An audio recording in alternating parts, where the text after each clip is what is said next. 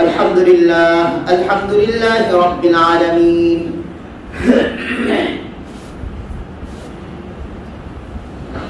الحمد لله الذي هدانا لهذا وما كنا لنهتدي لولا أن هدانا الله الحمد لله الذي فضلنا على كثير من عباده المؤمنين الحمد لله على كل حال يا رب لك الحمد كما ينبغي لجلال وجهك ولعظيم سلطانك ونعوذ بالله من شرور أنفسنا ومن سيئات أعمالنا من يهده الله فلا مضل له ومن يضلله فلا هادي له ونشهد أن لا إله إلا الله وحده لا شريك له وأشهد أن محمدا عبده ورسوله أرسله بالحق بشيرا ونذيرا وداعيا إلى الله بإذنه وسراجا منيرا أما بعد فقد قال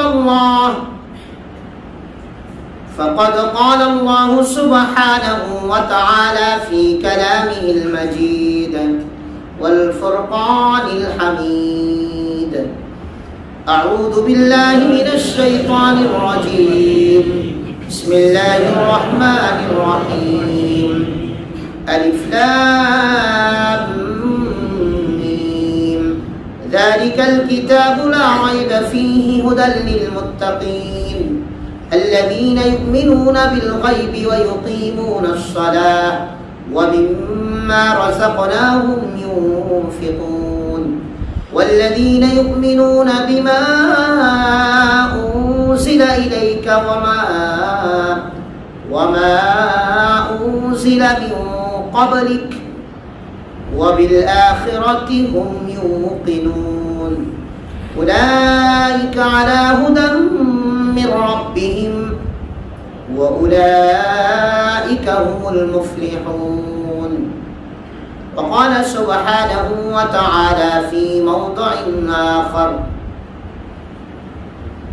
والذين إذا فعلوا فاحشة أو ظلموا أنفسهم ذكروا الله فاستغفروا لذنوبهم ومن يغفر الذنوب إلا الله ولم يصروا على ما فعلوا وهم يعلمون وقال رسول الله صلى الله عليه وسلم الصوم لي وأنا أجزي به وفي رواية وأنا أجزى به أو كما قال النبي صلى الله عليه وسلم آمنت بالله صدق الله مولانا العظيم وصدق رسوله النبي الكريم ونحن على ذلك لمن الشاهدين والشاكرين والحمد لله رب العالمين اللهم صل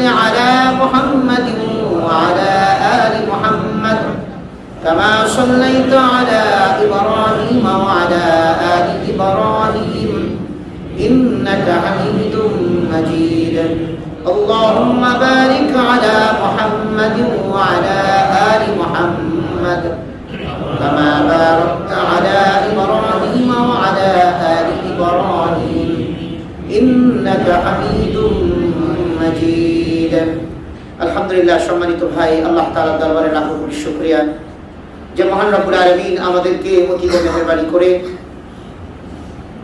জুমার নামাজের পূর্বে মসজিদে এনে কোরআন সুন্নাহ থেকে কিছু আলোচনা করবার শুনবার তৌফিক দান করেছেন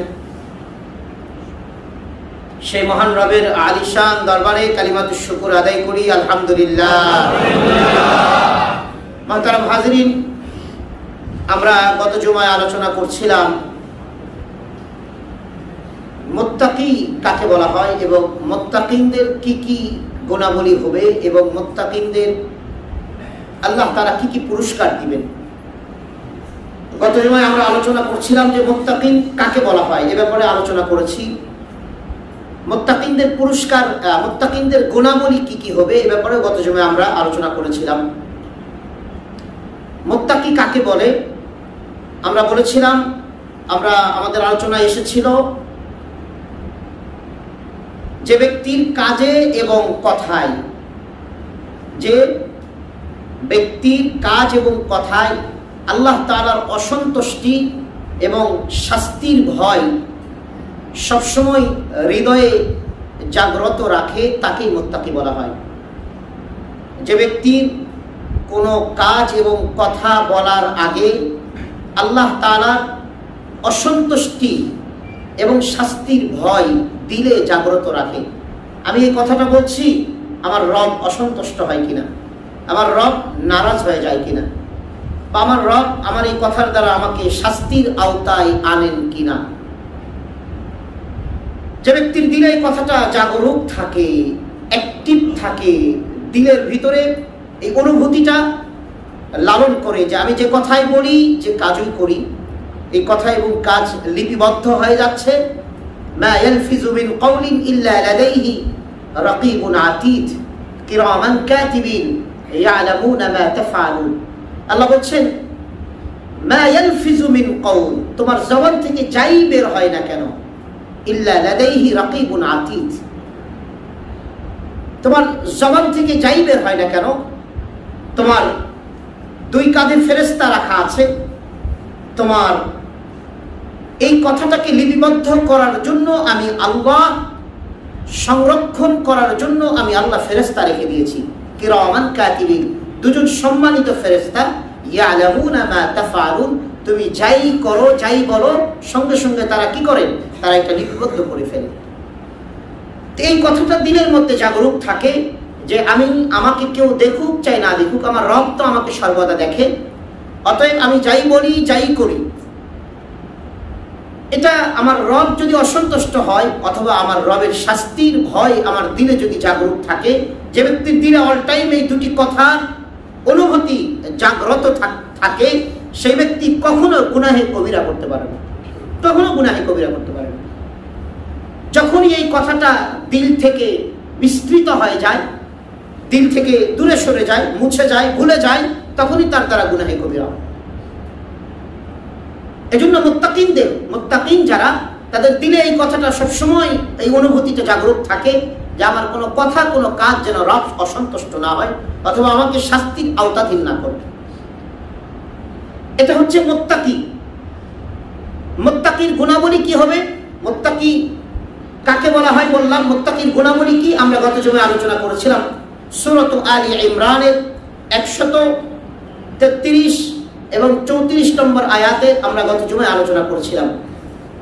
আল্লাহ তাআলা মুত্তাকিন কাদেরকে বলছেন, আল্লাযীনা ইনফিকুনা ফিস সাররাই ওয়াদ দাররাই ওয়াল কাযিমিনাল গায়জ ওয়াল আফিনা আনিন নাস। গত জমে আমরা বলেছিলাম যে যারা সুখে দুঃখে, সচ্ছলতায় অসচ্ছলতায় আল্লাহর রাস্তায় ব্যয় করে, এরা মুত্তাকিদের এটা একটা গুণ, এরা মুত্তাকি হওয়ার চেষ্টা করছেন। অনুরূপভাবে যারা নিজেদের রাগকে কন্ট্রোল করে, অন্যায়ভাবে নিজেদের রাগকে কারো ব্যাপারে ব্যবহার করার আগে সে আল্লাহকে ভয় করে, নিজেদের রাগকে কন্ট্রোল করে। তারপরে আলোচনা করা হয়েছিল যে ওয়াল আফিনা আনিন নাস, মুত্তাকিনদের গুণ এটা বিশেষ বৈশিষ্ট্য হবে যে তারা মানুষকে ক্ষমা করবে, মানুষকে কি করবে, ক্ষমা করবে। তারপর আল্লাহ বলছেন আল্লাহু ইউহিব্বুল মুহসিনিন, যারা মানুষকে ক্ষমা করবে আমি আল্লাহ তাদেরকে ভালোবাসবো, মানুষের উপরে যারা দয়া করবে আমি আল্লাহ তাদেরকে ভালোবাসবো।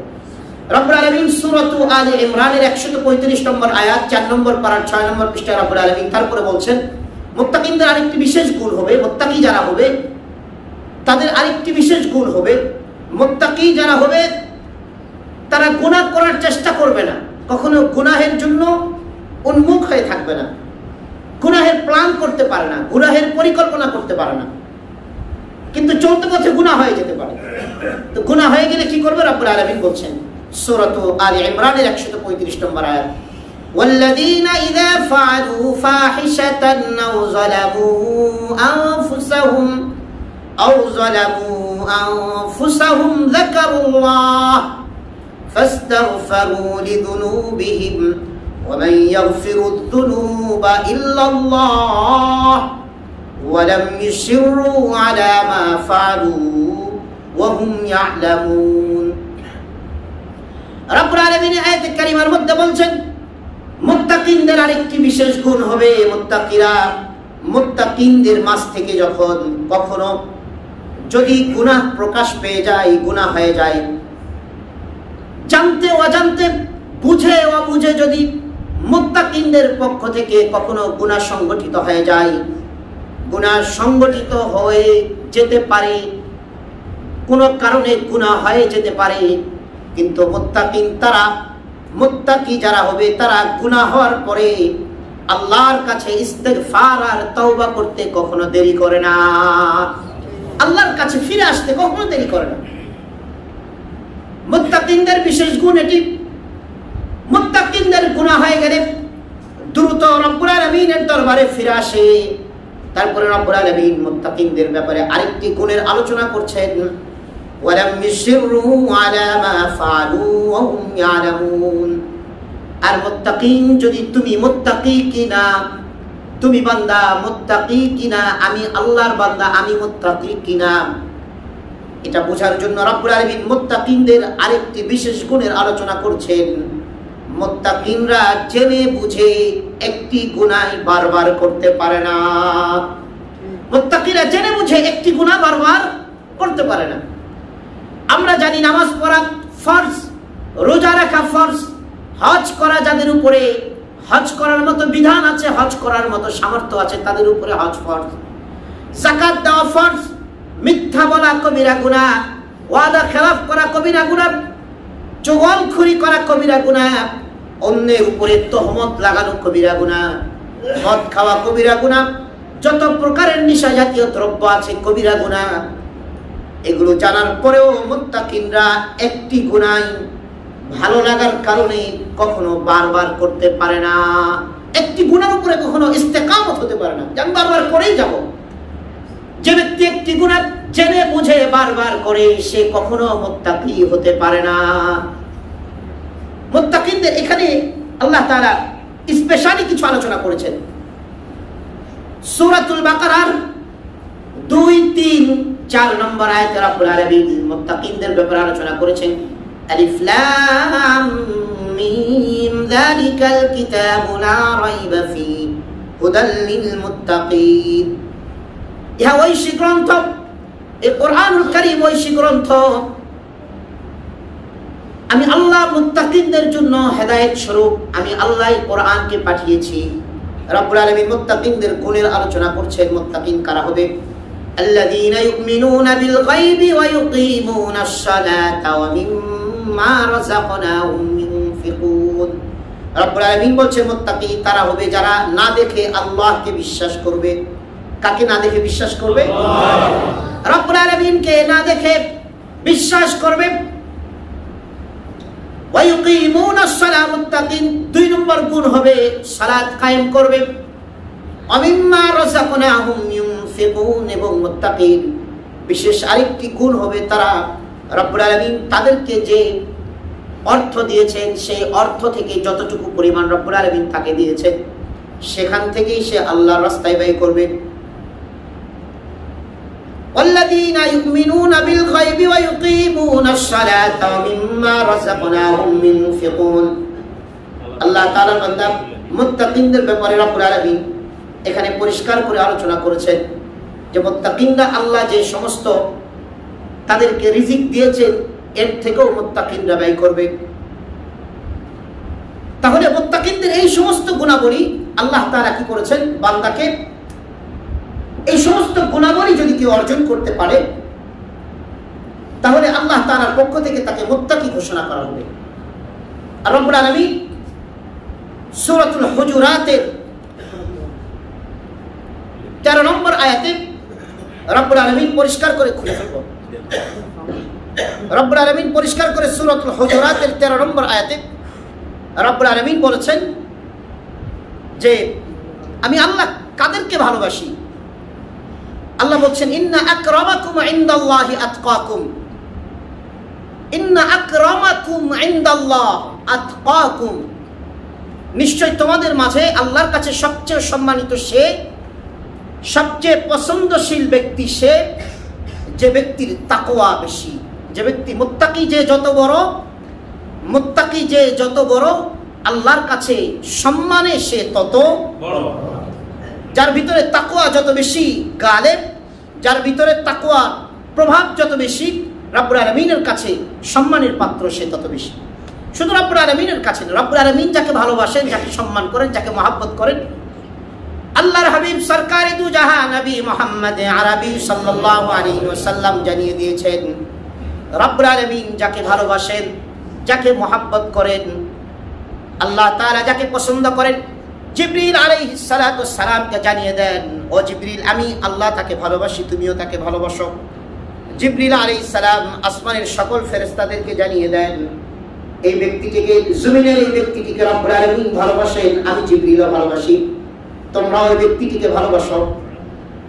আসমানের সকল ফেরেশতারা জমিনের যত ফেরেশতা আছে সকল ফেরেশতাদেরকে ভালোবাসেন, বলে দেন রব্বুল আলামিন জমিনের এই বাসিন্দাটিকে, এই ব্যক্তিটিকে, রব্বুল আলামিন জমিনের এই বান্দাটিকে, এই ব্যক্তিটিকে রব্বুল আলামিন ভালোবাসেন, জিবরিল ভালোবাসেন, রব্বুল আলামিন ভালোবাসেন, জিবরিল ভালোবাসেন, আসমানের সকল ফেরেশতা ভালোবাসেন। ও দুনিয়ার ফেরেশতারা, তোমরাও আল্লাহর এই বান্দাটিকে ভালোবাসো। দুনিয়ার ফেরেশতারা তারাও সেই বান্দাটিকে ভালোবাসা শুরু করে দেন, এবং আল্লাহ তাআলার বান্দা, দুনিয়ার ফেরেশতারা মুমিন, মুসলিম আর মুত্তাকি বান্দাদের হৃদয়ে হৃদয়ে গিয়ে বলে দেয়, এই ব্যক্তিকে রব্বুল আলামিন ভালোবাসেন, জিবরিল ভালোবাসেন, আসমানের সকল ফেরেশতা ভালোবাসেন। ও দুনিয়ার আল্লাহর বান্দা, এই বান্দাটিকে দুনিয়ার সকল ফেরেশতারাও ভালোবাসেন, অতএব তুমিও তোমার দিলের মধ্যে তার ভালোবাসা লালন করো।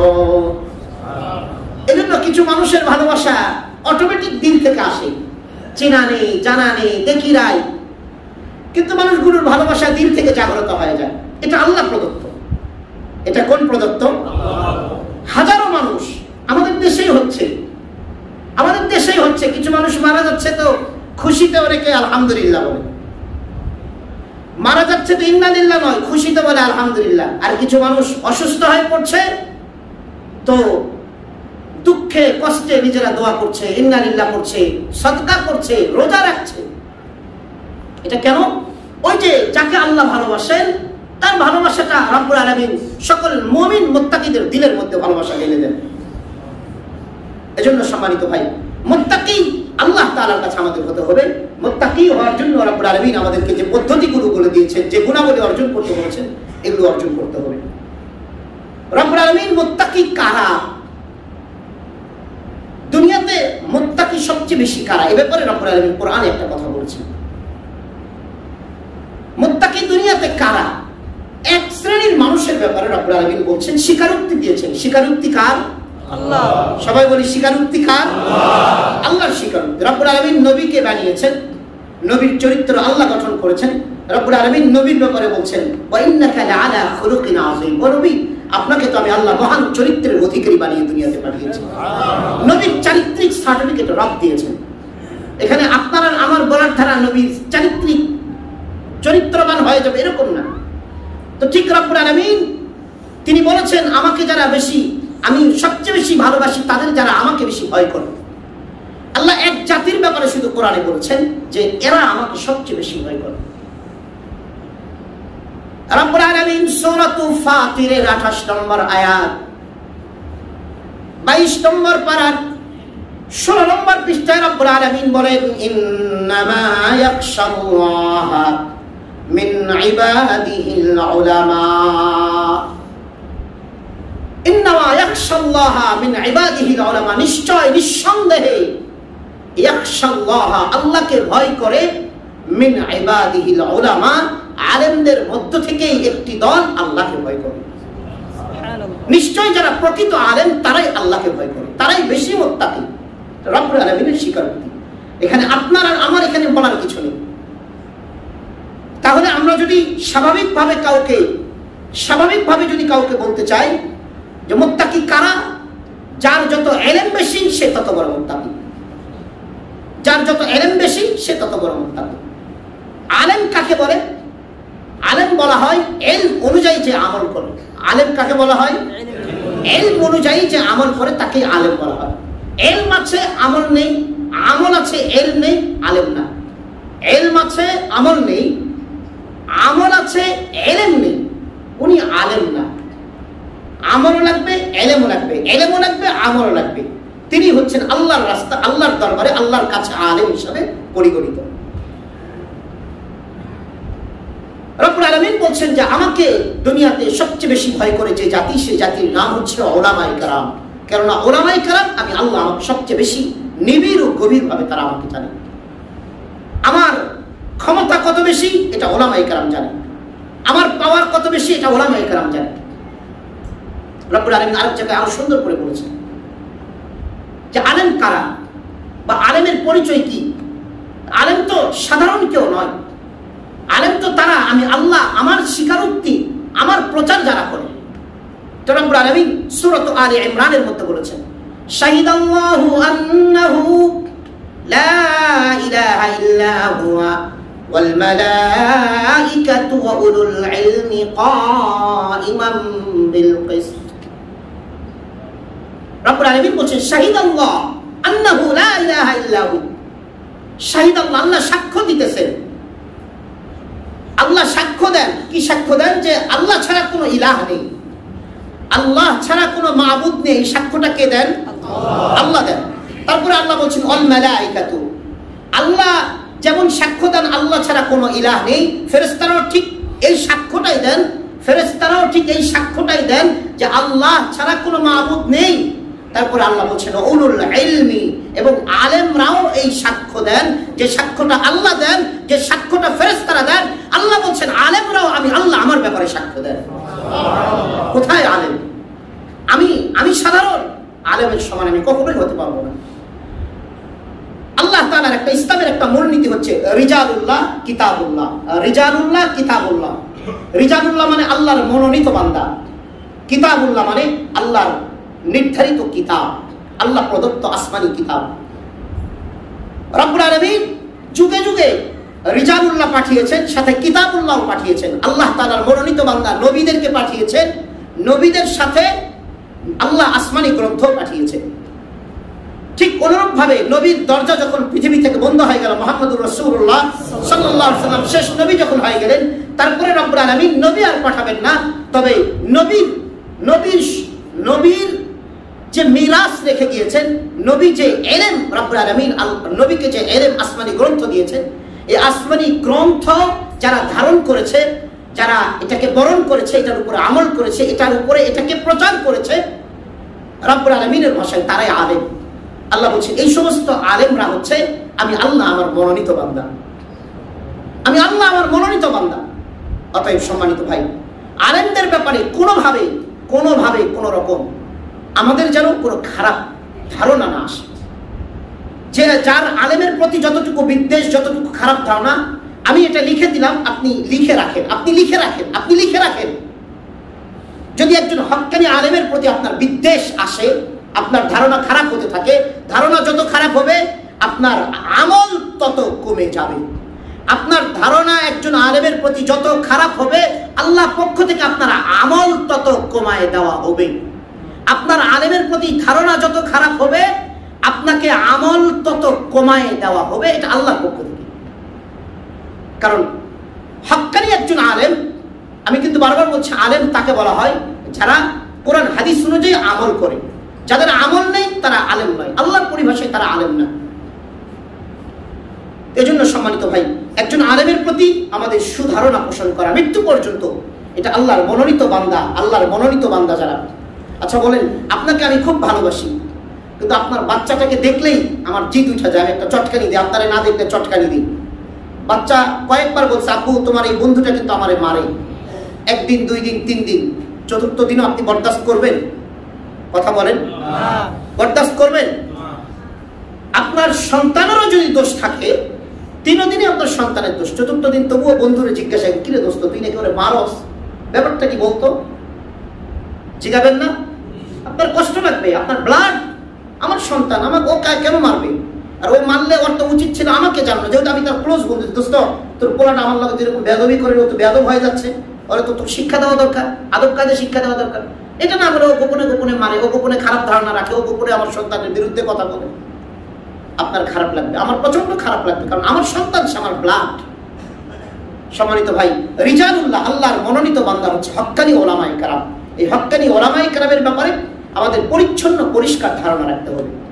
তাদের ব্যাপারে আমাদের ধারণা যত খারাপ হতে থাকবে, আমাদের ধারণা তাদের ব্যাপারে যত খারাপ হতে থাকবে, আমাদের ঈমান ও আমলের মধ্যে আল্লাহ তাআলা তত ত্রুটি দিতে থাকবে।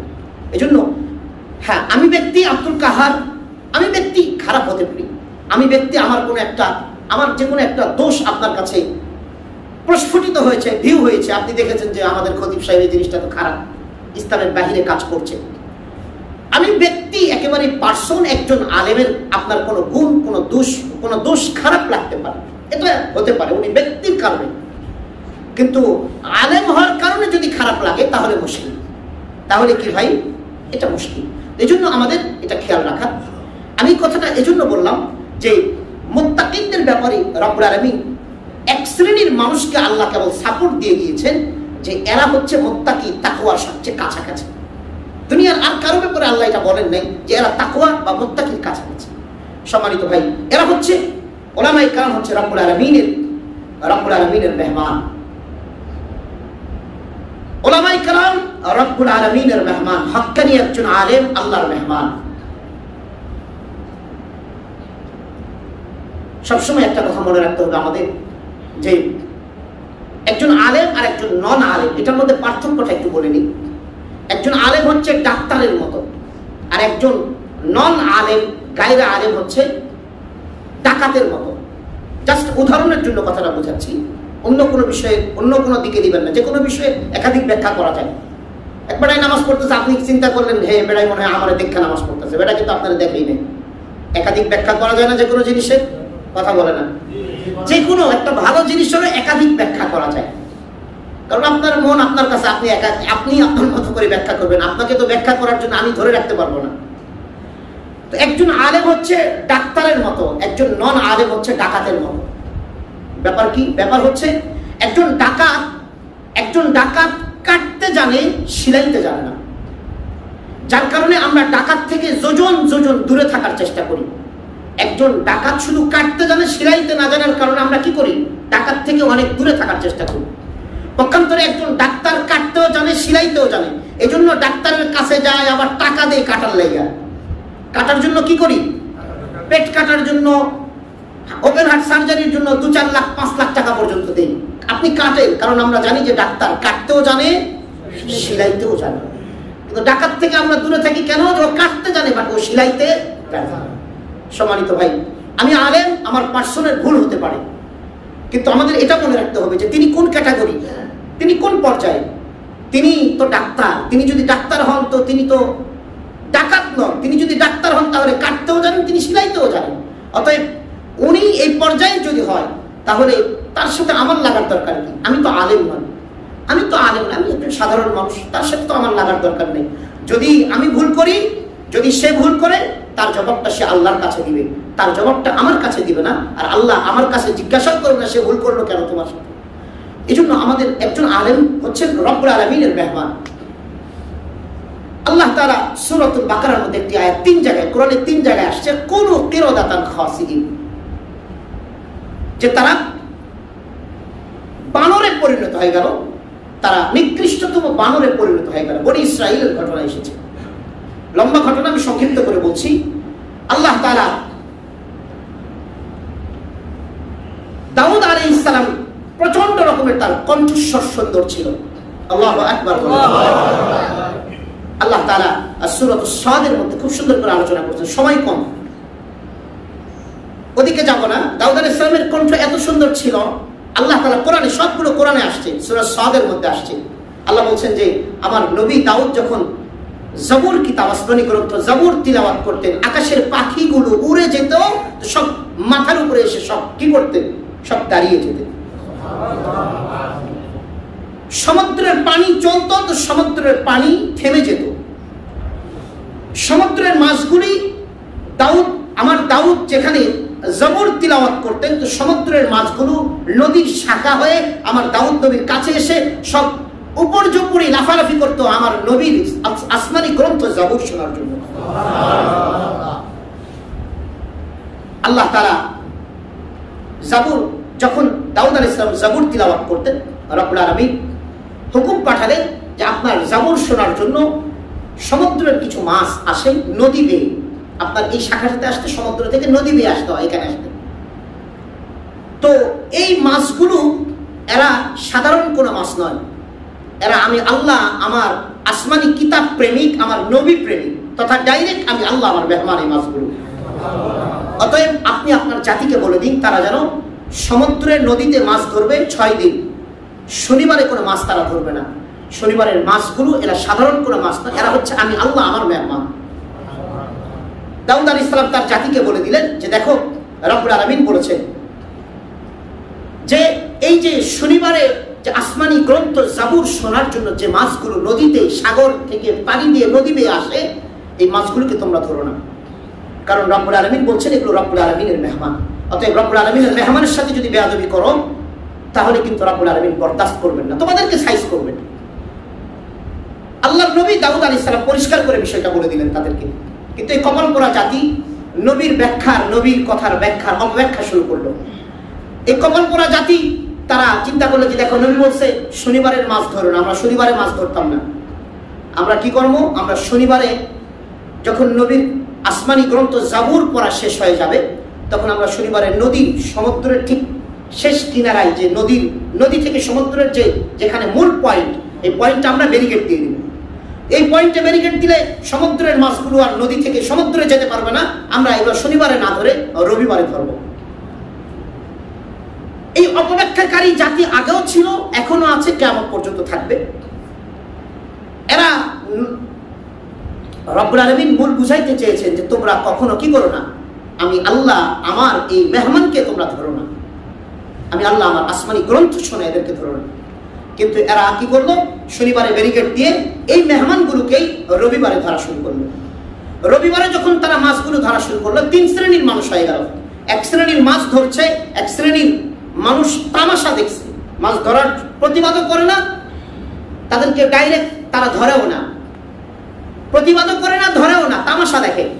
আরেক শ্রেণীর মানুষ প্রতিবাদ করছে যে ভাই তোমরা যে মাছগুলো ধরছো এই মাছগুলো তো রব্বুল আলামিনের মেহমান, আল্লাহ আসমানি গ্রন্থ শুনে তোমরা এগুলো কেন ধরছো, নবী তো নিষেধ করে দিয়েছে, তোমরা তো আল্লাহর পক্ষ থেকে গজব প্রাপ্ত হবে।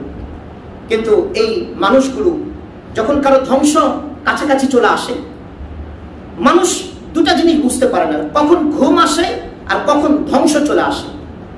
মানুষ দুটা জিনিস বুঝতে পারে না যে কখন ঘুম আসে আর কখন ধ্বংস চলে আসে।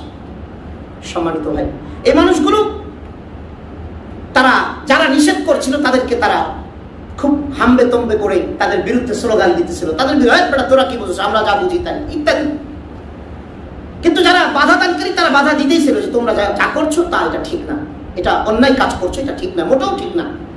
শেষ পর্যন্ত কি হলো, শেষ পর্যন্ত এগুলো জেলে পল্লীর মানুষ ছিল, এই জেলে পল্লীর মানুষগুলো সেই দিন চলে গেল। পরের দিন সকালবেলা রবিবারে তারা মাছ ধরেছে। সোমবার প্রত্যুষে নির্ধারিত জায়গায় বনি ইসরাইলের, দাউদ আলাইহিস সালামের বনি ইসরাইলের যে অংশটি, সেই অংশটি যারা প্রতিবাদ জানিয়েছিলেন অন্যায়ের বিরুদ্ধে, তারা তখন নির্ধারিত জায়গায়, আমাদের যেমন আব্দুল্লাহপুর আছে, চেরাগাড়ি আছে, এই নির্ধারিত মাছ বাজারে গিয়ে দেখে কোনো মাছ বিক্রেতা নেই, কোনো মাছ বিক্রেতা নেই। কোরআনে এই 3 জায়গায় এই কথাগুলো এসেছে, কোনো মাছ বিক্রেতা নেই। তখন তারা তাদের নির্ধারিত, তাদের যে পল্লী ছিল, তারা যে এলাকাতে বসবাস করতো সেই এলাকায় চলে গেল। সেই এলাকায় চলে গিয়ে দেখে আজীব ঘটনা, সবার দরজা লাগানো, কিন্তু জানালার ফাঁক দিয়ে বিড়াল বানর হয়ে, এক আয়াতে এসেছে শুয়োর হয়ে গেছে, কিন্তু বানরের কথাটাই 2টা জায়গাতে বানরের আসছে। একটা আয়াতে শুয়োরের কথাও আসছে, বানরের কথাও আসছে। তো বানর হয়ে বেরিয়ে আসছে, কিরে ভাই তোমরা কারা, এই বাড়িতে মানুষ কোথায়? তো যারা মানুষ হিসাবে আসছেন তারা বলছেন এই বাড়িতে অমুক ভাই কোথায়, অমুক ব্যক্তি কোথায়।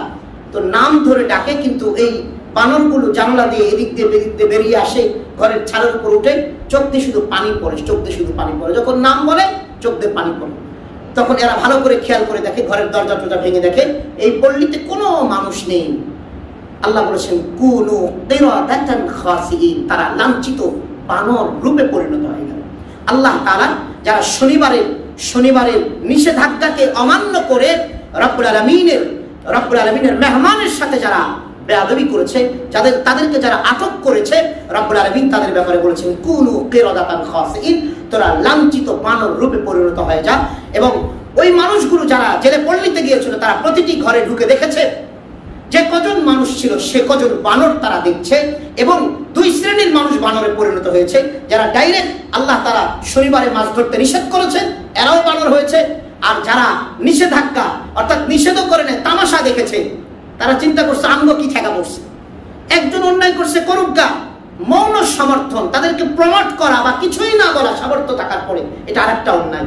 সম্মানিত ভাই, এটা আমাদের মনে রাখতে হবে যে আমার সামর্থ্য থাকার পরে আমি যদি কারো অন্যায়কে মৌন সমর্থন করি, হ্যাঁ দিছে ব্যাটারে একেবারে দিছে, মানে আমার বিরোধী দল, মানে আমার বিপরীত মানুষ, আমার শত্রু, এরা আরেকজন মারছে কিন্তু অন্যায় ভাবে মারছে, কিন্তু আমি কি করলাম, ইচ্ছা তরিকায় মারছে, মজা লাগছে আমার, আমি কিন্তু মারিও নাই, কিছু করি না, কিন্তু আমি মনে মনে মজাটা অনুভব করলাম।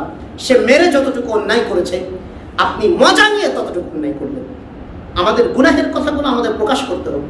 এজন্য সম্মানিত ভাই, হ্যাঁ আপনি হয়তো বলবেন যে হোক ভাই আমার তো সামর্থ্য নেই তার প্রতিবাদ করা, ঠিক আছে আপনি মনে মনে প্রতিবাদ করেন যে না ও যেটা কাজ করছে এটা অন্যায় করছে, বাট আমি কিছু বলতে পারবো না, আর তাদের পাওয়ার বেশি, তাদের ক্ষমতা বেশি, আমি কিছু বলতে পারবো না, কিন্তু আমাকে মনে মনে এই স্বীকারোক্তি যেন আমার ভিতরে না আসে যে এগুলো দিছে ভালো হয়েছে, তাহলে কিন্তু আপনি, সে যদি হত্যা করে হত্যার গুনাহগার আপনিও হবেন, সে যদি কারো উপরে জুলুম করে আপনিও 100%, সে জুলুম করে যতটুকু গুনাহগার হয়েছে, গুনাহ কামিয়েছে, আপনিও ততটুকু গুনাহ কামাবেন। এজন্য সম্মানিত ভাই, আমাদের দূরে থাকা, সাধ্য অনুযায়ী প্রতিবাদ করা। প্রতিবাদের 3টা স্তর রাসূল বলে দিয়েছেন, পারলে হাত দিয়ে বাধা দাও, না পারলে মুখ দিয়ে বাধা দাও, না পারলে কি করো, মনে মনে ঘৃণা পোষণ করো। এটা তো করতে পারি আমরা, মনে মনে ঘৃণা পোষণ করলে কেউ দেখবেও না, কিন্তু আপনি যদি মনে মনে ঘৃণা পোষণ না করে আপনার বিরোধী, আপনার শত্রুকে একজন কুপকাত করেছে, মার দিয়েছে, আর আপনি মনে মনে খুব এনজয় অনুভব করলেন, সমান পাপী হয়ে গেলেন।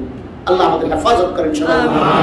দুই শ্রেণীর মানুষ বানর হয়ে গিয়েছিল। এক শ্রেণীর মানুষ তারা বানর হয়েছে যারা মাছ ধরেছে শনিবারে, আর এক শ্রেণীর মানুষ তারা বানরে পরিণত হয়েছে যারা এদেরকে নিষেধ করে নাই, তামাশা দেখেছে। অতএব তামাশা দেখার আমাদের কোনো সুযোগ নাই, অন্যায় করারও সুযোগ নাই, প্রতিবাদকারীদের দলে থাকতে হবে। সম্মানিত ভাই, শেষ পর্যন্ত এই দুই শ্রেণীর মানুষ বানরে পরিণত হয়েছে। রব্বুল আলামিন এদেরকে 3 দিন পর্যন্ত, কোরআন বলে, মুফাসসিরিনে কেরাম বলেছেন 3 দিন পর্যন্ত এদেরকে আল্লাহ পৃথিবীতে জীবিত রেখেছেন, তারপরে এদেরকে ওখান থেকে পৃথিবী থেকে নস্যাৎ করে তাদেরকে একটা রোগ দিয়ে পরে তাদেরকে সব বানরগুলোকে নিহত করে আল্লাহ আসমান থেকে বৃষ্টি নামিয়ে সবগুলোর সমুদ্র ভাসায় দিয়েছে। সম্মানিত ভাই, এজন্য আল্লাহর মেহমানের সাথে কখনো আমাদের বেয়াদবি করা। ওলামায়ে কেরাম, হক্কানি আলেম, হক্কানি একজন আলেম, আল্লাহর ডাইরেক্ট, আল্লাহর ওলি, আল্লাহর মেহমান, তিনার ভুল থাকতে পারে, আমরা বলছি না। নবীরাই কেবল মাহফুজ, নবীদেরকে আল্লাহ আগে পিছে সব ধরনের গুনাহ থেকে আল্লাহ বাঁচিয়েছে ডাইরেক্ট। সাহাবায়ে কেরাম মাগফুর, আল্লাহ তাদেরকে ক্ষমা করেছেন। সাহাবায়ে কেরামের ভুলটা করার দরকার ছিল, আল্লাহ আমাদেরকে শিক্ষা দেওয়ার জন্য সাহাবায়ে কেরামের ভুল করার দরকার ছিল, আল্লাহ ইচ্ছা করে করাইছেন। ভাই কথা বুঝাইতে পারছি? সাহাবায়ে কেরামের ভুলটা করার দরকার ছিল আমাদেরকে শিক্ষা দেওয়ার জন্য, এই জন্য আল্লাহ ইচ্ছা করে করাইছেন। দেখেন না, গোপনে জিনা করছে সাহাবা, আল্লাহ রাসূল, ইয়া রাসূল আমাকে পবিত্র করুন। জিনা করছে গোপনে, এখন এসে বলে আমাকে পবিত্র করুন। আরে কি বলো, তোমাকে তওবা করো। এক হাদিসে তো আবু বকরের কাছে গেছে, ওমরের কাছে গেছে, তারা বলছে আর কেউ জানে না, জানে না, তো গোপনে করছে, আল্লাহর কাছে তওবা করো, আল্লাহ মাফ করে দিবে, তওবার দরজা খোলা। কিন্তু আল্লাহ তার ভিতরে এমন একটা বেচাইনি, এমন একটা পেরেশানি দিয়েছে যে যতক্ষণ পর্যন্ত তাকে পাথর নিক্ষেপ করে হত্যা না করা হয়েছে ততক্ষণ পর্যন্ত তিনি বেদিশা হয়ে গেছে। রাসূলকে বলছে, মাইজ আসলামী, বুখারীর বর্ণনা, সাহাবী, ইয়া রাসূলুল্লাহ, আমি জিনা করেছি। তিনি মুখ ফিরিয়ে নিলেন যেন সে পাগলে চলে যায়। এদিকে গিয়ে বলছে আমি জিনা করেছি, রাসূল আবার ওদিকে ফিরলেন, ওদিকে গিয়ে বলছে আমি জিনা করেছি, আবার এদিকে ফিরলেন, আবার এদিকে বলছে আমি জিনা করেছি। সুরমাদানিতে যেভাবে সুরমাদানির কাঠিটা প্রবেশ করানো হয়, ঠিক এভাবে আমি জিনা করেছি। রাসূল তারপরে তার প্রতিবেশীকে বলল, কি পাগল? না পাগল না। আল্লাহ নবী বললেন, নিয়ে যাও তাকে, সঙ্গে সার করে পাথর নিক্ষেপ করে হত্যা করে। রাসূল 4 বার কেন ফিরলেন? রাসূল 4 বার এই জন্য ফিরেছেন, 1 নম্বর জিনার ব্যাপারে 4টা সাক্ষী লাগে, 2 নম্বর রাসূল চিন্তা করলেন 3 বার ফিরলাম, আমি বারবার মুখ ফিরিয়ে নিচ্ছি, পাগল যেন বোঝে যে রাসূল চাচ্ছে না এটা বিচার করতে। রাসূল চাচ্ছেন যে তুমি নিজে যেটা গুনাহ করেছো তুমি আর আল্লাহ জানো, অতএব কেউ জানে না, তুমি তওবা করো, আল্লাহ ক্ষমা করে দিবে। কিন্তু ওই সাহাবীর দিনের ভিতরে আল্লাহ এত বেচাইনি ভাব দিয়েছেন যে তিনি চাচ্ছেন যে আমাকে যেন পাথর মেরেই দুনিয়ার শাস্তিটা যেন আমাকে দুনিয়াতে দেওয়া হয়, আখিরাতে যেন আল্লাহ আমাকে মাফ করে। সম্মানিত ভাই, জন্য সাহাবায়ে কেরাম হচ্ছে মাগফুর, আল্লাহ যাদেরকে ক্ষমা করেছেন। সাহাবায়ে কেরামের পরবর্তীতে কিয়ামত পর্যন্ত যত ব্যক্তি আসবে সাহাবী ছাড়া সকলেই গুনাহগার, কম বেশি গুনাহ সকলেরই থাকবে। তবে সবসময় আমাদের একটা মেমোরিতে একটা কথা রাখতে হবে, আমি একটা চ্যালেঞ্জ দিয়ে আপনাকে বলতে পারবো, চ্যালেঞ্জ যে কোনো ভাবে আপনি আমার চ্যালেঞ্জটা গ্রহণ করবেন। একজন সাধারণ ব্যক্তির যদি 24 ঘন্টায় যদি 100টা গুনাহ হয়, একজন হক্কানি আলেমের 24 ঘন্টায় হয়তো 10টা গুনাহ হবে। তাহলে একজন আলেম যদি 10টা গুনাহ করে সে বেশি অপরাধী, না একজন সাধারণ মানুষ 100টা গুনাহ করে সে বড় অপরাধী? 100টা গুনাহ বেশি না 10টা গুনাহ বেশি? সম্মানিত ভাই, আমি তাহলে আমার 10টা গুনাহ, আমি 100টা গুনাহ করি, আরেক ভাই 10টা গুনাহ করছে, তো তার ব্যাপারে আমার এত এলার্জি কেন? তার ব্যাপারে তো আমার এত এলার্জি থাকার ঠিক না। কারণ আমি নিজেই পাপি, 100টা পাপ করি দিনে, আর একজন ব্যক্তি 10টা পাপ করে, তো আমার 90টা কম তো তার ব্যাপারে তো আমার এলার্জি থাকা ঠিক না। এই জন্য সম্মানিত ভাই, আমাদের কথার মূল উদ্দেশ্য হচ্ছে যে একজন আলেমের ব্যাপারে রব্বুল আলামিন দুটা স্বীকারোক্তি আমি দিলাম, যে আল্লাহ বলছেন, আল্লাহ বলেন আল্লাহ ছাড়া কোনো ইলাহ নেই, আল্লাহ সাক্ষ্য দেন, ফেরেশতারা সাক্ষ্য দেন, আল্লাহ বলছেন উলুল ইলম, আলেমরাও সাক্ষ্য দেয়, আল্লাহ বলছেন আলেমরাই সাক্ষ্য দেয়। সূরাত আলী ইমরানের মধ্যে আয়াতে কারিমাটি এসেছে। আর আল্লাহ তাআলা আলেমদের ব্যাপারে বলেছেন দুনিয়াতে যদি আল্লাহকে বেশি ভয় করে তারা হচ্ছে উলামায়ে কেরাম। সম্মানিত ভাই, আমরা তাহলে আলোচনা আমাদের মূল ছিল যে যারা মুত্তাকি তাদের পুরস্কার আল্লাহ কি দিবেন। আমরা মুত্তাকি কাকে বলা হয় বলেছি, মুত্তাকির গুণাবলী কি হবে তা বলেছি, মুত্তাকিদের পুরস্কার কি হবে এ ব্যাপারে সংক্ষিপ্ত করে একটু বলে নেই। রব্বুল আলামিন মুত্তাকিদের যারা তাকওয়ার দরজা অবলম্বন করবে, রব্বুল আলামিন তাদেরকে প্রায় 7টি পুরস্কার দিবেন। কয়টি পুরস্কার? 7টি পুরস্কার। আমি আয়াত নাম্বার বলে এখন বলার মনে হয় সময় নেই, তারপরে বলে যাই। রব্বুল আলামিন সূরাতুত তালাক 2 নম্বর আয়াত, সূরাতুত তালাক 3 নম্বর আয়াত, সূরাতুত তালাক 4 নম্বর আয়াত, সূরাতুত তালাক 5 নম্বর আয়াত, এই 5টি আয়াতে কারিমার মধ্যে 4টি আয়াতে কারিমার মধ্যে মুত্তাকিনদের 5টি পুরস্কারের কথা আল্লাহ বলেছেন। রব্বুল আলামিন বলছেন ওয়ামান ইয়াত্তাকিল্লাহা ইয়াজআল লাহু মাখরাজা ওয়া ইয়ারযুকুহু মিন হাইসু লা ইয়াহতাসিব ওয়ামান ইয়াতাওয়াক্কাল আলাল্লাহি ফাহুয়া হাসবুহু ইন্নাল্লাহা বালিগু আমরি قد جعل الله لكل شيء قدرا। আল্লাহ তাআলা রব্বুল আলামিন বলেন মুত্তাকিন যারা হবে, যারা হৃদয়ে সব সময় নিজের কথা এবং কাজের ব্যাপারে আল্লাহর অসন্তুষ্টি এবং আল্লাহর শাস্তির ভয় রাখবে, রব্বুল আলামিনের পরিভাষায় তারা মুত্তাকি। আল্লাহ তাআলা রব্বুল আলামিন বলেন ও বান্দা যদি তুমি তাকওয়ার গুণ অর্জন করতে পারো, মাইয়াত্তাকিল্লাহা ইয়াজআল লাহু মাখরাজা, যদি বান্দা তুমি তাকওয়ার গুণ অর্জন করতে পারো তাহলে তুমি যত রকমের ওই মুশকিলের মধ্যে থাকো না কেন, দুনিয়া আখিরাতের সকল মুশকিলগুলো আমি আল্লাহ স্বয়ং আসান করে দিব। সূরাতুত তালাকের 2 নম্বর আয়াত মুত্তাকিনদের 1 নম্বর পুরস্কারের ঘোষণা রব্বুল আলামিন করেছেন। বান্দা বিপদ আপদ যাই আসুক না কেন, যদি তাকওয়ার অধিকারী হয়ে যাও বান্দা, আমি আল্লাহ তোমার পেরেশানি দূর করে দিব। তুমি যে অবস্থাতেই থাকো না কেন, আমি আল্লাহ তোমার পেরেশানি, সর্বময় পেরেশানি দূর করে দিব। আল্লাহ তাআলার বান্দা আউফ ইবনে মালিক রাদিয়াল্লাহু তাআলা একজন সাহাবীর এক সন্তানকে কাফেররা বন্দী করে নিয়ে যায় আল্লাহর হাবিব সরকারে দু জাহান নবী সাল্লাল্লাহু আলাইহি সাল্লামের কাছে। সাহাবী আসলেন, এসে বলেন ইয়া রাসূলুল্লাহ, ইয়া হাবিবাল্লাহ, আমার সন্তানকে কাফেররা বন্দী করে নিয়ে গিয়েছে, 1 মাসের মতো হয়ে গেল। আল্লাহর হাবিব সরকারে দু জাহান নবী সাল্লাল্লাহু আলাইহি ওয়াসাল্লাম বলেছেন ও আউফ ইবনে মালিক, তুমি শোনো, বেশি বেশি করে লা হাওলা ওয়ালা কুওয়াতা ইল্লা বিল্লাহ, লা হাওলা ওয়ালা কুওয়াতা ইল্লা বিল্লাহ, এটা বেশি বেশি করে পড়ো, রব্বুল আলামিন তোমাকে সকল পেরেশান থেকে উদ্ধার করে দিবে। হযরত আউফ ইবনে মালিক রাদিয়াল্লাহু তাআলা বলেন আমি খুব বেশি পরিমাণ পড়লাম, হঠাৎ করে আমি একদিন আমার গৃহে আছি বিবি সহকারে, ঘরের বাইরে আমার সন্তানের আওয়াজ পেলাম। আমি আমার বিবিকে বলছি আমাদের সন্তান মনে হয়, বিবি বলছে কিভাবে সম্ভব, আমাদের সন্তান তো কাফেরদের কাছে বন্দী। দ্রুত ঘরের দরজা খুললাম, ঘরের দরজা খুলে দেখি আর কেউ নয়, আমাদের সন্তান উটের পিঠের উপরে সওয়ার হয়ে আছে এবং সামনে তাকিয়ে দেখি বিশাল বড় একটা উটের পাল সন্তান দ্রুত নেমে আসলেন। বললাম, বেটা ঘটনা কি? সন্তান বললেন, বাবা আমি গতকাল পর্যন্ত তাদের গৃহে বন্দী ছিলাম, কাফেরদের গৃহে বন্দী ছিলাম। হঠাৎ করে আমার হাত পা বাঁধা ছিল। হঠাৎ করে দেখি রব্বুল আলামিন কুদরতি ভাবে আমার হাত পায়ের বাঁধন ছুটে দিয়েছে। বাবার দোয়া, হাত পায়ের বাঁধন ছুটে গিয়েছে। সঙ্গে সঙ্গে আমি সেখান থেকে বের হলাম। বের হয়ে দেখি একটা উট বাঁধা। আমি উটের পিঠের উপর সওয়ার হলাম। সওয়ার হয়ে আমি একটু কিছু দূর আসলাম। আসার পরেই শত শত উটগুলো আমি দেখলাম, প্রায় এক বর্ণনা এসেছে 300 উট। এই সমস্ত উটগুলো আমি তাদের সীমানার মধ্যে পেলাম। সবগুলোকে হাঁকায় নিয়ে আসলাম। কিন্তু তারা আমার পিছু নিয়েছিল। কিন্তু তারা আমার পিছু নিয়ে আস্তে আস্তে আমাদের সীমানার মধ্যে আমি যখন ঢুকে পড়েছি, আমাদের সীমানায় আসার পরে তারা আর আমার পিছু নেয় নাই। আলহামদুলিল্লাহ। আউফ ইবনে মালিক বললেন যে, বেটা দাঁড়াও, এই উটগুলো আমাদের জন্য খাওয়া জায়েজ হবে না হারাম হবে এটা আমি জানি না।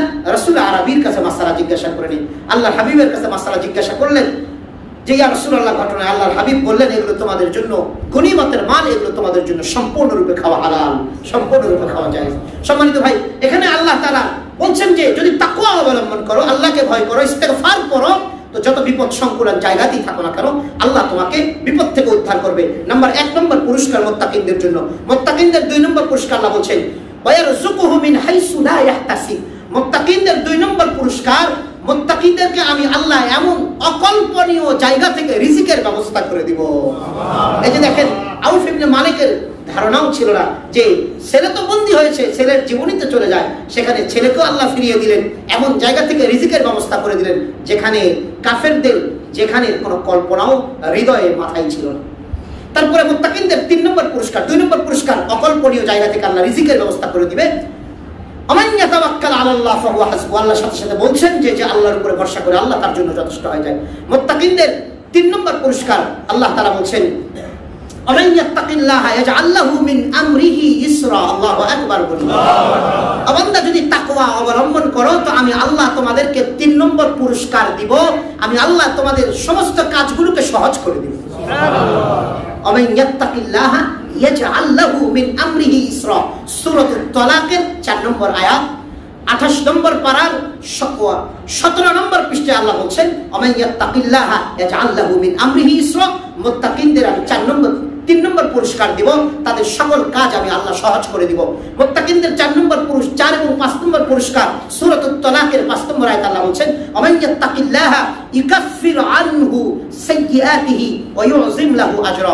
আমি মুত্তাকিনদের 4 নম্বর পুরস্কার দিব, তাদের জিন্দেগীর সমস্ত গুনাহ খাতা ক্ষমা করে দেব।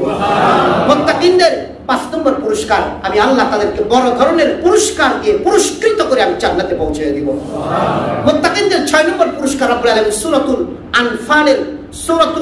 আনফালের 29 নম্বর আয়াতে আল্লাহ বলছেন, ইয়া আইয়ুহাল্লাযীনা আমানু ইন তাত্তাকুল্লাহ ইয়াজআল লাকুম ফুরকানা। ও বান্দা, যদি তাকওয়া অবলম্বন করতে পারো তো আমি আল্লাহ তোমাকে সত্য মিথ্যা পার্থক্যকারী বানিয়ে দিব।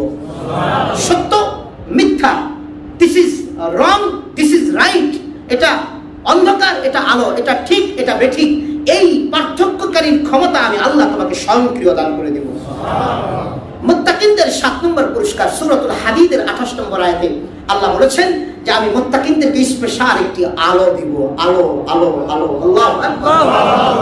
ইয়া আইয়ুহাল্লাযীনা আমানুত্তাকুল্লাহ। আল্লাহ বলছেন সূরাতুল হাদীদের 28 নম্বর আয়াতে, ওয়া আমিনু বিরাসূলিহি ইউতিকুম কিফলাইন মির রাহমাতিহি।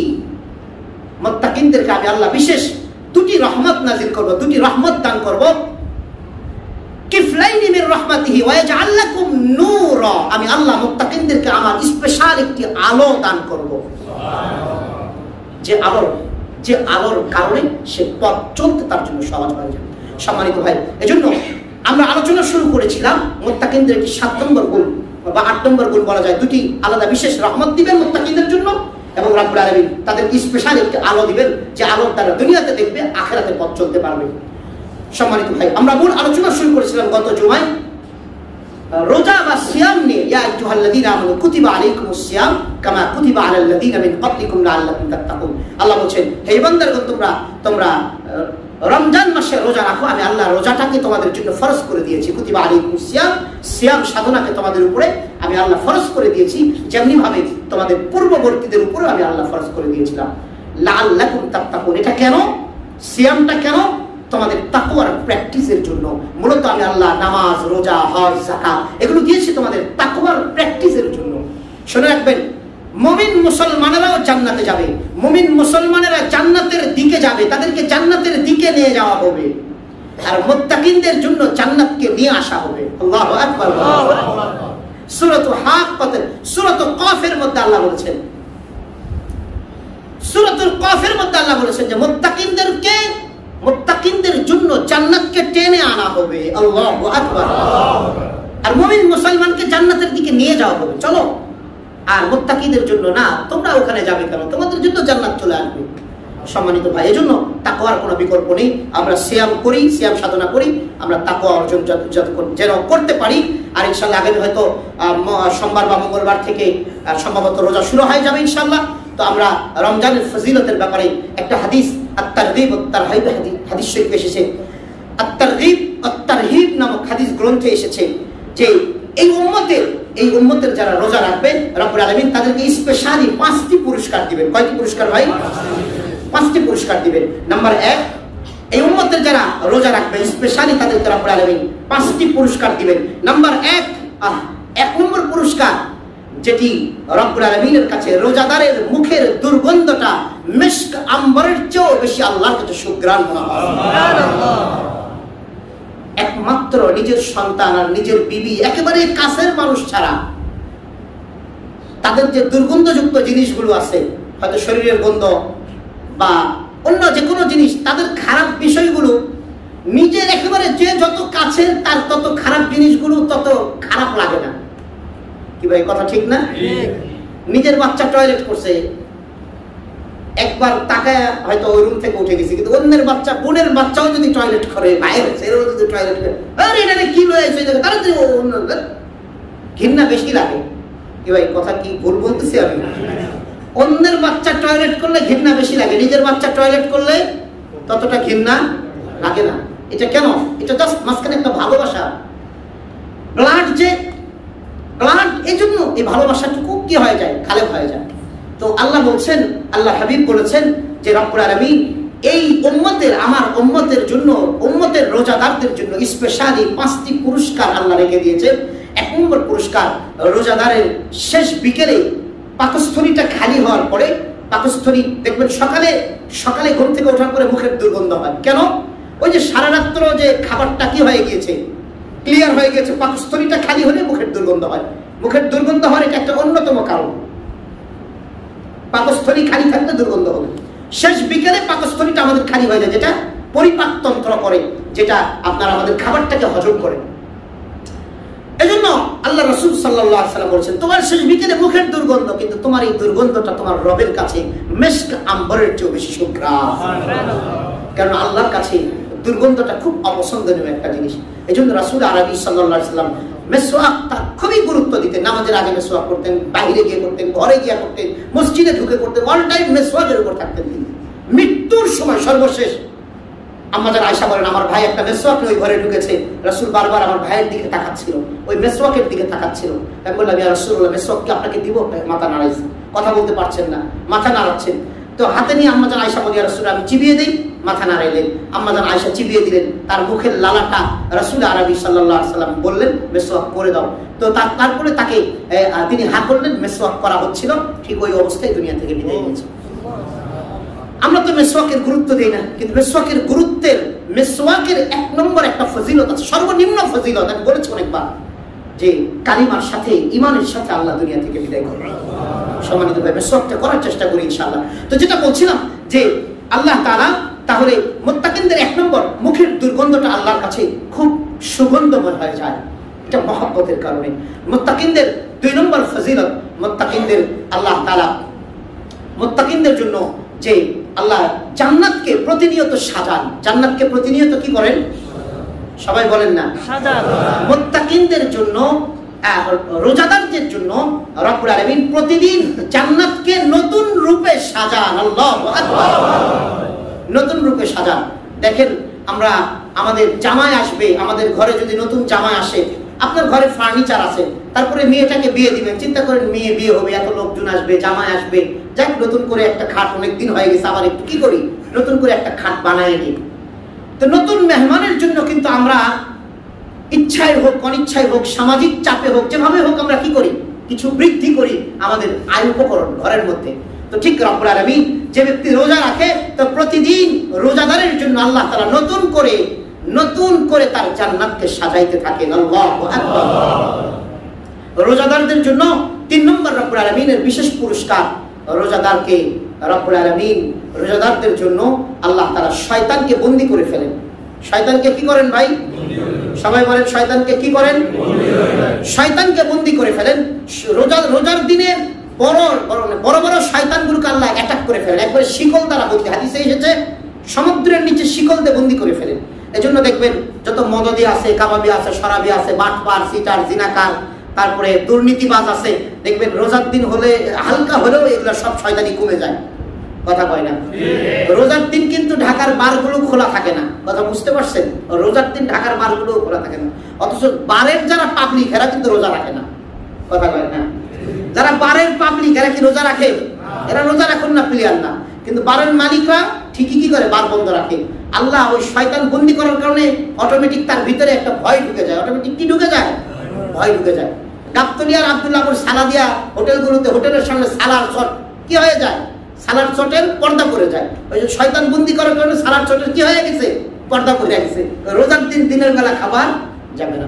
সম্মানিত ভাই, এজন্য রোজার দিন বন্দী করে। আপনি বলেন শয়তান যদি বন্দী হয়, তারপরে তো ইত্রামি চলে, ফ্যানটা সুইচ অফ করলে ফ্যানটা তারপরে কিছুক্ষণ ঘুরতে থাকে, সুইচ অফের পরেও ফ্যান কিছু ঘুরতে থাকে না। 11 মাস আকাম করছে, ইত্রামি করছে, বাটপারি করছে, লুচ্চামি করছে, বদমাইশি করছে, শয়তানকে বন্দী করছে। তারপরে তো ফ্যানের সুইচের মতো, সুইচ বন্ধ করলে যেমন ফ্যান ঘুরে, ওটারও এই কয়েকদিন যাইতে যাইতে কি হয়, একটু শয়তানিটা কমতে থাকে, শয়তানিটা কমে। সম্মানিত ভাই, এজন্য শয়তানকে বন্দী করা হয় আমাদের ইবাদত বৃদ্ধির জন্য। কিন্তু দুঃখজনক আমাদের অনেক ভাই তারপরেও রমজান মাস আমরা উদাসীনতায় কাটিয়ে দিই, আমরা ইবাদতকে বাড়াই না। সম্মানিত ভাই, এজন্য সামনে রমজান আসছে, সিয়াম সাধনার মাস আসছে, আমরা ইবাদতকে বাড়িয়ে দিই। এবং রমজান মাসের শেষ রাত্রিতে তথা একেবারেই রমজানের শেষ রাত্রি, সেদিন রব্বুল আলামিন সকল রোজাদারদেরকে আল্লাহ তাআলা সাধারণ ক্ষমা ঘোষণা করেন। এজন্য সম্মানিত ভাই, আসুন আমরা রমজানের মধ্যে আল্লাহ তাআলার দরবারে বেশি বেশি করে, আমরা আগেও আলোচনা করেছিলাম যে রমজান মাসে রব্বুল আলামিন আমাদেরকে একটা ব্ল্যাঙ্ক চেক মানে কি? আরে ভাই, ব্ল্যাঙ্ক চেক চিনেন না? ব্ল্যাঙ্ক চেক অর্থাৎ অ্যামাউন্ট বসানো ছাড়া যে চেক, সাইন দেয়া চেক দিয়ে দিছে আপনারে। তোমার যত অ্যামাউন্ট লাগে তুমি বসায়া নাও, তোমার যত অ্যামাউন্ট লাগে তুমি কি করো, বসায়া নাও। এটাকে বলা হয় ব্ল্যাঙ্ক চেক। চেকের মালিক সাইন দিয়ে দিছে, আর আপনারা বলছে তুমি যতগুলো ঘর বসাইতে পারো বসায়া টাকা উঠায় নাও। তো রমজান মাস রব্বুল আলামিন আমাদের একটা ব্ল্যাঙ্ক চেক দিয়ে দেন যে বান্দা তোরে ব্ল্যাঙ্ক চেক দিলাম, যত পারিস নেকির অ্যামাউন্ট বসায় নে বান্দা। সম্মানিত ভাই, এই কথাটা মাথায় রেখে আমরা, রমজান আছে কোরআন নাজিলের মাস, রমজান হচ্ছে কোরআন নাজিলের মাস। রমজান এবং কোরআন এটা পরিপূরক, সিয়াম কোরআন পরিপূরক। আগামী জুমায় ইনশাআল্লাহ কোরআন সম্পর্কে আলোচনা করার চেষ্টা করব ইনশাআল্লাহ, এবং রমজানের আরো কি কি আমল আমাদের আছে সেগুলো বিষয়ে আলোচনা করার চেষ্টা করব। আজকে এই পর্যন্তই থাক। আমরা আলোচনা করলাম মুত্তাকি কাকে কাকে বলা হয়, মুত্তাকির গুণাবলী কি, মুত্তাকির পুরস্কার কি। এজন্য আমরা প্রত্যেকেই বিভিন্ন আমলের দ্বারা আমরা তাকওয়ার প্র্যাকটিস করি, নিজেদের আখিরাত গোছাবার চেষ্টা করি। কারণ দুনিয়া থেকে আমাদের চলে যেতে হবে, কোন সময় চলে যেতে হয়, কোন সময় চলে যায় তাও আমরা কেউ জানি না।